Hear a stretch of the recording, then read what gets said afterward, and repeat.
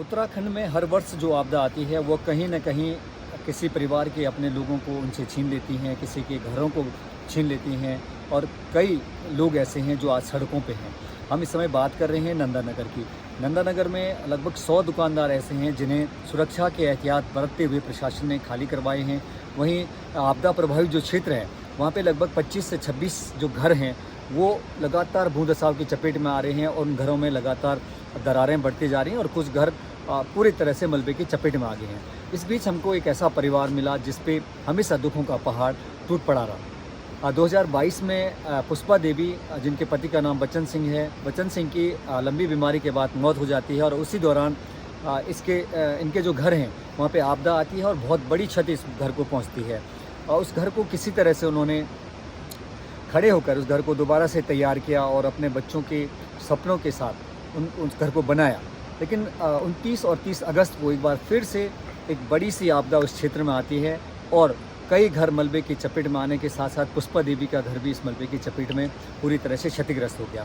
उन्होंने बताया कि इस घर में जितने भी उनके सपने थे उसके साथ साथ जो संसाधन आदमी अपने मानव जीवन यापन के लिए जुटाता है, अपने भविष्य के लिए जुटाता है, वो सारे सपनों के साथ साथ संसाधन भी इस घर में उन्होंने रखे थे, वो पूरे इस मलबे की चपेट में दफन हो गए हैं।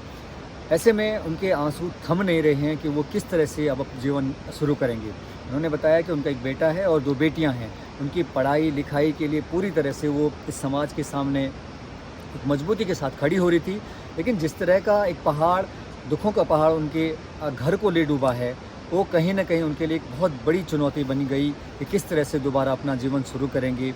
और दूसरी बात यह है कि लगातार उनका जो स्वास्थ्य है वो भी बहुत ख़राब है। हार्ट के वो पेशेंट है, शुगर के वो पेशेंट है और इस तरह का एक बहुत बड़ा दुख उनके सामने खड़ा हो गया है। हालांकि जो भी लोग यहाँ पे आ रहे हैं उनके ढांढस बंधा रहे हैं। उन्होंने बताया कि 2022 में जब उनका घर टूटा था तो उनको प्रशासन की ओर से मात्र 5,000 रुपये का मुआवजा दिया गया था।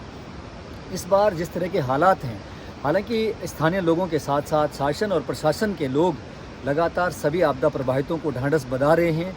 मुख्यमंत्री की ओर से भी ये कहा गया है कि उत्तराखंड के आपदा प्रभावितों के लिए एक विशेष योजना तय करके उन्हें मुआवजा तय किया जाएगा। जोशीमठ, थराली और धराली जो आपदा प्रभावित हैं, आपदा के जो मानक के अनुसार वहाँ पे आपदा प्रभावितों को जो मुआवजा दिया जाएगा, उसी जो नियम के तहत नंदानगर के आपदा प्रभावितों को भी मुआवजा दिया जाएगा। अब देखने वाली बात होगी कि पुष्पा जैसे आपदा प्रभावित और जिनके पास अब कुछ रह नहीं गया है, उनको दोबारा से खड़ा करने के लिए, उनके जीवन के आगे के चीज़ों को खड़ा करने के लिए किस तरह से शासन और प्रशासन क्या मानक तय करता है, या फिर पिछले जो मानक हैं उसके अनुसार ही इतिश्री हो जाएगी।